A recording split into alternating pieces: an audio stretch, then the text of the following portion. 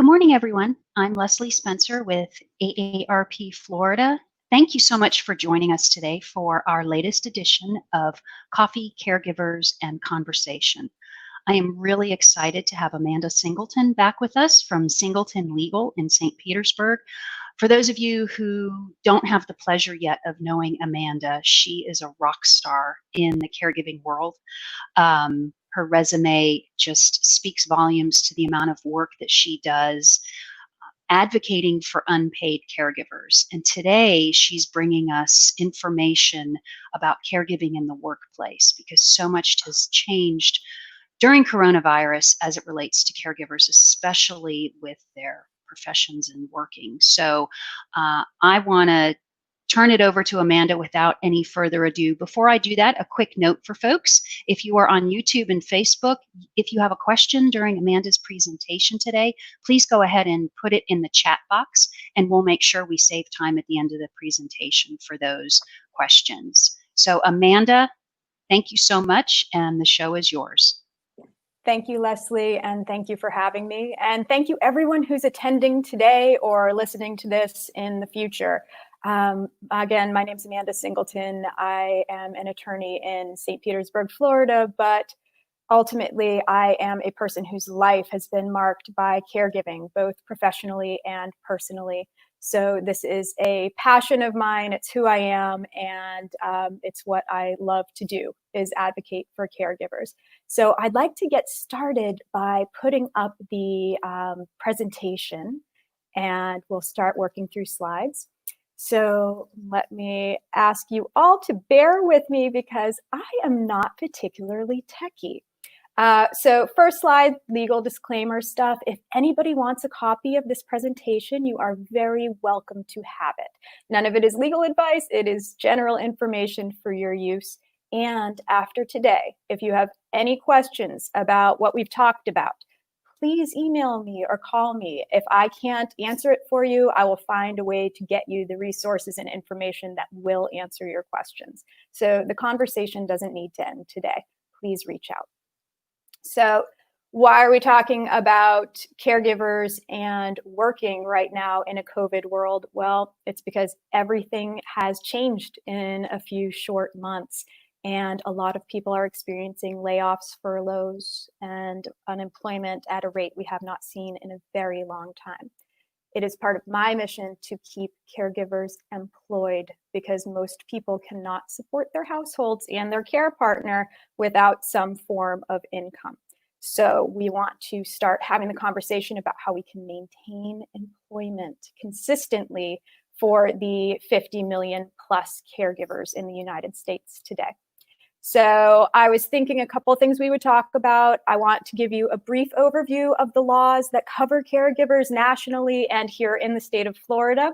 A little bit of dry material, but it is important to know because it helps you assert your rights and plan your future.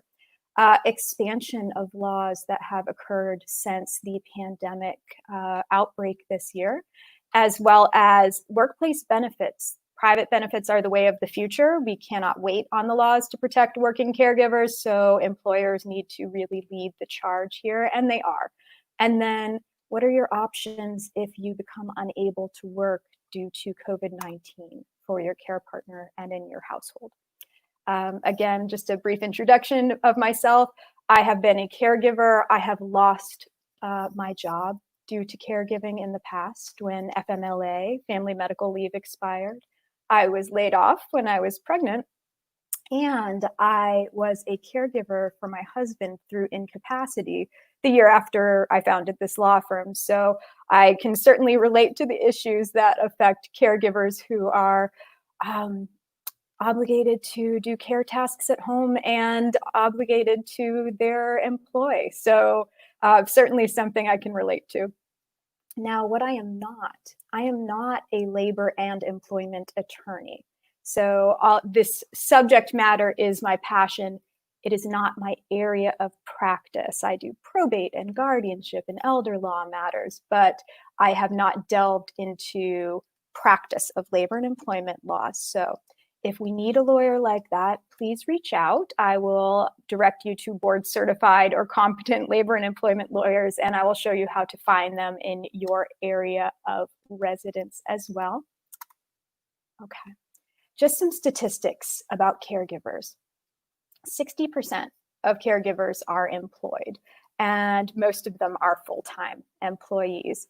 So on average, they're working over 37 hours a week, and most of them are hourly employees. So a lot of the people are salaried as well, and we want them to keep their income and their benefits. The problem that has presented in the past for working caregivers is that they feel like it will reflect negatively on them in the workplace if their employer finds out about what is going on at home. So in the past, historically, caregivers have not divulged to their supervisors what's going on. Caregivers over the age of 50 are more likely to do so, I think, because it's more expected at that stage of life. But what we know is that caregiving has no specific age. People can be called to care upon another from a very young age into their very senior years. So what we want to move past culturally is any sort of fear of retribution for simply having a life and taking care of others, which is what we all will be called to do at some point. As I said earlier, we are facing now a staggering unemployment rate, and furloughs and layoffs are spiraling. So I just tweeted something this morning, a New York Times article that just said a tidal wave of bankruptcies is coming. And that is probably true. So we don't want our older workers who are most experienced and senior to be losing their jobs, forced into early retirement, or have to depart when they don't want to prematurely for their life.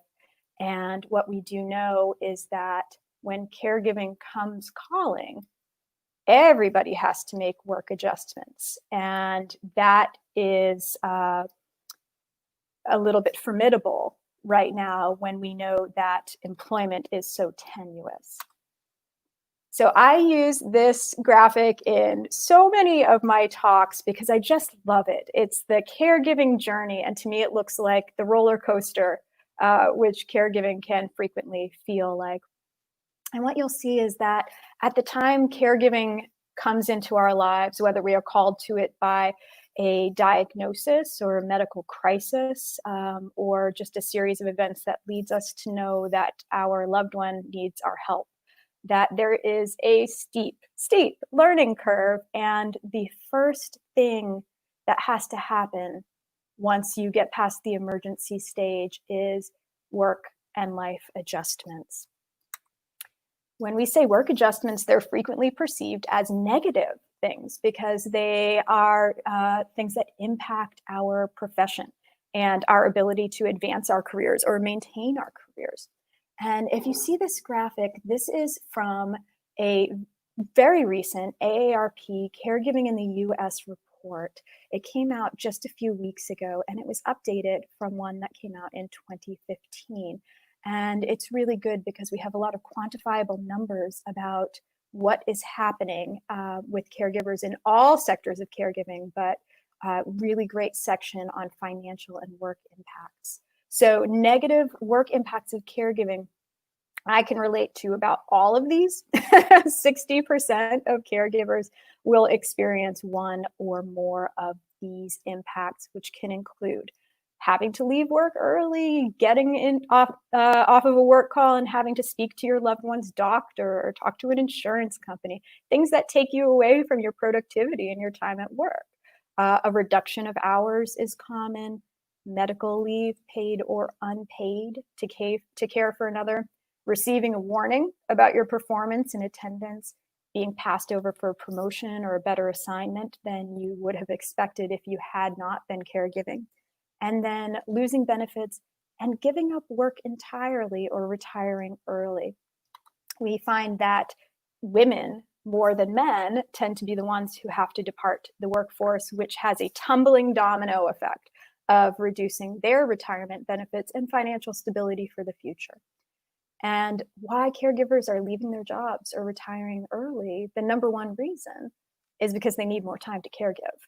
And that is what it is in a lot of cases. But the other primary reasons that caregivers report having to leave their jobs are fixable, in my opinion. They can be changed with law, they can be changed with private benefits and cultural change. So those include lack of flexibility in the workspace, no paid leave. Unpaid leave is not always beneficial when we need to also keep the lights on and groceries on the table and the mortgage paid. And then also that paid help, such as respite care, is not affordable. As far as legal protections go for paid leave and time off, like I said, unpaid leave is an option for some people, but paid leave has not traditionally been provided for caregivers or people who are facing their own illnesses. So, like I said, just a quick overview of what we have in place and what we have in place since COVID-19. A federal law is a law that covers every state in the nation and it applies to all of us. A state law are specific to your state. And so today we are talking about Florida. FMLA, Family Medical Leave Act, is a federal law. This is the unpaid leave law. And you'll see here, the slide is a little dense. I'm not going to read the whole thing to you, but in short, what it says is that it applies to some employees and only certain employers. Now, it does apply to patients and caregivers of a close family member, such as a spouse, child, or parent with a serious health condition. And you can take up to 12 weeks in a year, intermittently or all of that at once. So it's something, and your job is preserved for you when you return, but you do have to return to the same job that you were doing before. So state laws, Florida does not have state protections in place at this time. However, we are seeing a domino effect of states doing this with paid leave, and hopefully Florida follows suit someday. And I hope this conversation is not an evergreen conversation. Maybe 15 years from now, maybe all of the states will have paid leave in place, and this will be history. So right now, there are 8 states in DC have paid leave programs. And the linchpin of what we'll talk about later is that employers are just starting to offer it as a benefit to their caregiver employees. And since COVID-19, since the beginning of April, there have been a lot of expansions at state and local levels to give paid sick leave to employees. And Congress also passed the Federal Families First Coronavirus Response Act, the FFCRA, and we'll talk about that in a minute. And what we are seeing is that employers are now feeling it, the push a little bit more to be flexible with their employees and make some changes. They have been asking us to be flexible with them as we have all adapted to telework and quarantines and everything that we've been presented with the last couple months. And now the time is right for caregivers to ask employers to be flexible with us. So the FFCRA, we're only going to talk about 2 issues related to it today. There is a paid sick leave provision, and there is an expansion of FMLA, which does include limited paid leave rather than unpaid leave. So the FFCRA will apply to leave taken between April of this year and the end of 2020. It only applies to employers with less than 500 employees and certain public employers. So large employers are not included in this, and hopefully will take care of their employees in the way that they absolutely should. Some employers are exempt from this. Healthcare providers and emergency responders are not required to offer these options. So for expanded FMLA, if you have a son or a daughter whose school or daycare has closed, or an adult child with mental or physical disabilities who's incapable of self-care, there is the ability to take expanded leave. It's on a staggered system. Days 1 through 10 would be unpaid, but you can use paid time off for that. 11 to 20, the employer will pay 2/3 of your pay, up to $200 a day, and for the remaining 10 weeks, paid leave. And once this FMLA is expended, there are still paid sick leave requirements under the FFCRA beyond that. Again, employers with less than 500 employees and certain employers of any size must provide paid sick leave to their employees for certain reasons, which includes for caregivers, caring for someone who's required to self-quarantine because of order from their healthcare provider, or if we have another type of quarantine or isolation order in place. And so this is available to the employee if they're unable to work or to telecommute, as so many of us have been doing. The rate of pay is a cap, again, $200 a day and $2,000 in the aggregate. If you yourself are sick, there is a higher rate of pay for this. So those exist, and that's great. It's something. It doesn't apply to all of us. It doesn't apply to all employers. So what is next to protect caregivers? This is where private employer benefits come in. Over the years, really in the last 10 years, since I first became a caregiver, there has just been an explosion of companies having an interest in wanting to provide certain benefits to their caregiver employees, because what we know now through research and data is that it costs a lot less money to take care of your employees and retain them than it does to let them go and recruit and retrain new employees. And this is what caregivers have reported that they wanted. And I can certainly say that any of these would have been a godsend for me as a working caregiver. And they include benefits that would provide respite care, someone who will be with your loved one and take care of them when you are not able to be physically present due to work obligations. Paid time off, like I said, the way of the future. 15 years from now, I hope it is the standard for all of us. Paid caregiver leave, even unpaid family leave if we need it. Flexibility in work, telecommuting and working from home. We as a world have all just been forced into telecommuting and working from home. And a lot of us are learning that, hey, this is okay. We can do this. It's a little bit of a, steep learning curve, but we all have adapted and very quickly into Zoom meetings and Zoom court hearings and whatever it is that help us to continue our employment while not being able to be physically present with others. So employers will now have a lot of information and data that productivity may even be better for their employees while they're telecommuting, and more likely to offer it to a caregiver. And then programs to help reduce caregiving duties, referral sources, attorney referrals, employee assistance programs, things like that. And these benefits are steadily increasing. So if you look at this slide, paid sick days up 52%. Employers are offering that more in the last 5 years alone. And paid family leave up 32%. So we're seeing this increase. We need, as caregivers, flexibility and the ability to take the leave when needed. And so right now, what we're going to see is a big culture change. And it's incumbent on us as employees and individuals to push not only to ask our elected officials to provide caregiver protection laws, but to, on a private level, talk about change in our own companies. What we know is that it really does start from the top. So the highest level of employment, the C-suite, they need to embrace caregivers and provide these benefits and use them themselves and let people know that it's okay. We're offering you leave, take it, come back and do your job. And that's going to be the way that it is. Middle managers are the ones who are going to deliver this message and assist us in moving it forward. So what we want is, if you're a caregiver, make it known. Talk to your HR, if there's HR, about what's feasible. Ask for accommodations.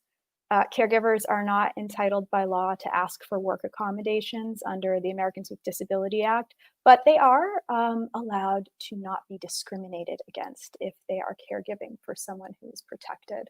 So encourage coworker support among each other. See if there's such a thing as staggering schedules to reallocate tasks. Advocate for leave for each other. offer leave share programs. There are a lot of choices. And show your employer the data. There are a ton of excellent reports that are out there, and I will happily send any of them to any of you if you'd like to read them over. And as always, if you are a caregiver who needs help at the workplace, when you talk to your supervisor, record your efforts, take notes of your conversations. Some questions that have been posed quite a bit to me, and I thought that some of you might want to know about, is what kind of safety measures can your employers ask you to undertake right now in the workplace? And if you have concerns about them, what should you do? So employers are allowed to ask you about your symptoms related to COVID-19. They should not be asking you about pre-existing conditions. They are entitled to perform safety and health checks, health and symptom checks like temperature taking. They can require you to wear a mask. They should be putting protective measures into place, not only for your place of employment, but it's truly about all of us. It's about our communities and the health of our state and country. So if you are concerned about the way that your employer is proceeding at this time, I would encourage you to find out if what they're doing is state law compliant or if it's OSHA compliant. You may need to talk to an attorney. Ask for what you need, express yourself, say why, say I am caring for someone at home who is immune compromised, or I myself am an immune compromised person. So what I'm seeing here is not to the benefit of my health and longevity. And like I said, employers don't want to lose good employees at this time. They want to maintain them to the extent possible. So, make your wishes known and record them. If you're unable to work due to COVID-19, this slide is from the Florida Department of Economic Opportunity. I am going to share at the end some resource links with you. You will be able to go to it yourself and look at different possible scenarios that will apply to you, may apply to you rather, and ways that you can get assistance at this time. Because the unfortunate reality of today is that a lot of people are unable to work, whether by choice or not. So there are some options here for people who are caregivers. If you have primary caregiving responsibility for a child or another person who's unable to attend school or a facility, you might be eligible for pandemic unemployment assistance. And if you are providing care for a family member or a member of your household who's been diagnosed with COVID, again, you might be entitled to this unemployment assistance. You can find this information at floridajobs.org. And again, I'll share some resources with you at the end. So don't forget, ask for help. Don't go it alone. Talk to your supervisors, talk to your coworkers about what's going on. We are all in uncharted territory here, but what we know is that help for caregivers has been on the way. And this is just going to be an acceleration of what we already knew needed to happen to accommodate the working caregiver. If you need a lawyer, if you are concerned about what is happening in your workplace, floridabar.org provides a member search, and it also has a phone number you can call for lawyer referrals. Many of our counties and cities, metro areas have local bar associations as well that will help you find a competent attorney in your area who can assist you. Lots of resources here, but I wanted you to have them. Department of Labor information that lets you know how to prepare workplaces, what the expanded FMLA medical leave is going to do, what OSHA standards and requirements are for COVID-19. And then here is what we were just talking about with regard to if you are unable to work during this time. Here are links that will help you determine whether you meet the eligibility requirements, what might apply to your specific scenario, and then to help you apply online. A lot has been written about what has gone on in Florida with our unemployment program this year, and I will not comment, but what I understand is just keep at it. If you are running into brick walls, just be as persistent as you can. A couple other resources that I thought you might like. One, AARP has a job board, and I understand that it is very carefully vetted, and that the employers on it are quality employers. And so if you are looking for a job, if you are looking for a job change, www.jobs.aarp.org, and then talk to your elected officials. The only way we are going to see change is if the people lead it with ingenuity and persistence. And so you can find your local city, state representatives at myreps.datamade.us. I encourage you to reach out to them and tell them that they need to make a push for caregiver protective laws like paid leave laws in the state of Florida. This is my contact information. Please reach out to me. I am on Facebook and Twitter, as well as the caregiver lawyer at Singleton Legal. So please, please don't hesitate. If you have a question, I will answer it for you, or I will find you somebody who can. Okay, so we have a few minutes for questions right now. And again, thank you all for your time and for being here today.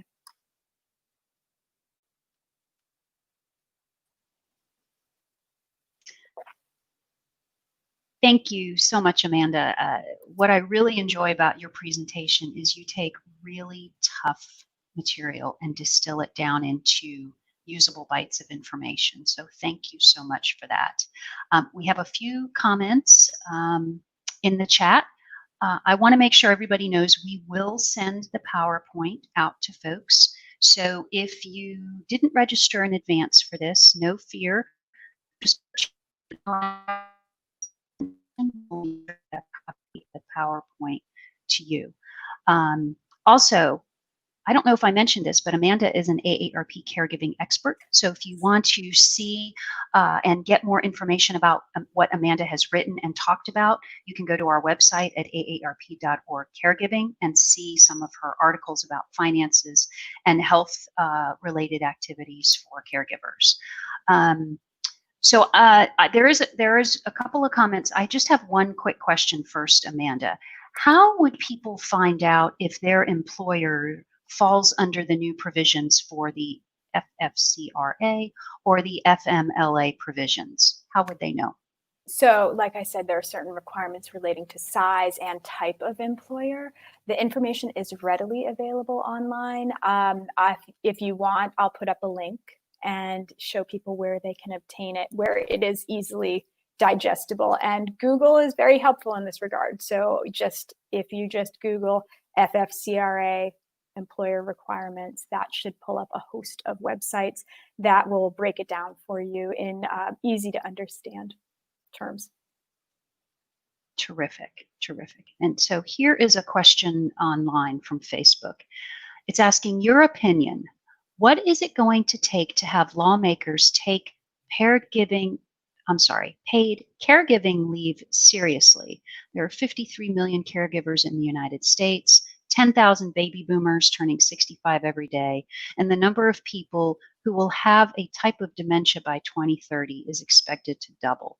So what is it going to take, not just for lawmakers, but for corporate America too, to understand the importance of this?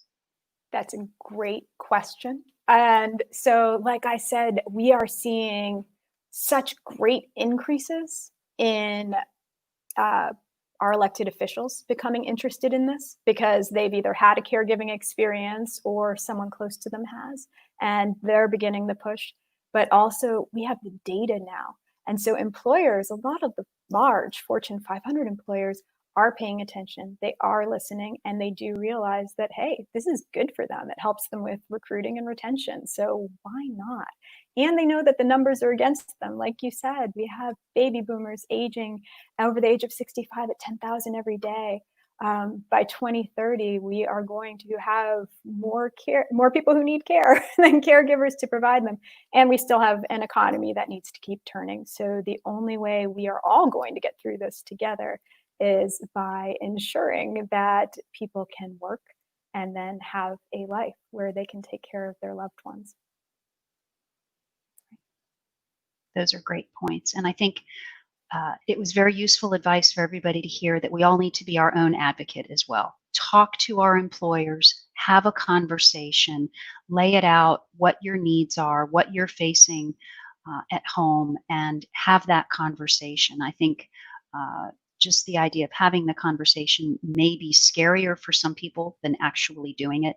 So I think you offer really sage advice for all of us to take into account when having these conversations with our employers and advocating on our own behalf.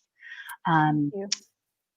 We are out of time for today. I want to thank everybody who participated. I really want to thank Amanda for joining us today. For folks who may not have been able to attend or who would like to view this again, we will have a recording of this webinar on our website at aarp.org/Florida. You can look at that for previous webinar recordings as well as upcoming events. So Amanda, thank you so much for being with us today. Always a pleasure to have you with us, even if it's just virtually. So thank you so much for being with us. Thank you so much. And before I go, also the AARP online community and the AARP family caregiver page are excellent resources to continue the conversation and to ask questions. I'm on there as a family caregiving expert and am happy to communicate with you or the ones you love. Thank you, Amanda. Have a great day, everybody. Thank you for joining us.